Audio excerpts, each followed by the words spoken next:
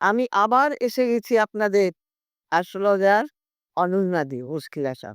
আজকে কি নিয়ে বলবো বলুন তো? আমাদের সবার কৌতূহল থাকে।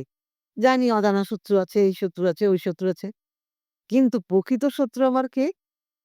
আপনি কি জানতে চাইছেন? তাহলে আপনার জন্য এটা। আপনি কি করবেন?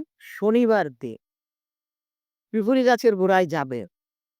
৮ বার একটা ধূপকাঠি নিয়ে যেতে পারলে ভালো হয়। না হলে নেবেন না। আপনি ৮ বার ঘুরবেন। ৮ টা পাক দেবে পিঁপড়ে গাছের গোড়ায়।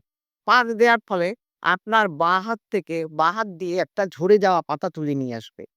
তুলে নিয়ে আসে তাতে স্বস্তিকা সিঁদুর দিয়ে সিঁদুরের মধ্যে একটু সর্ষের তেল দিয়ে নেবেন। দিয়ে স্বস্তিকা চিহ্ন আঁকলেন।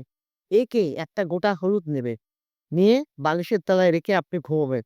দেখবেন রাত্রিবেলায় স্বপ্নে দেখতে পাবেন আপনার শত্রুকে। তাহলে আপনি জানতে পেরে গেলেন যে আপনার শত্রুকে। সবাই ভালো থাকবে। নমস্কার।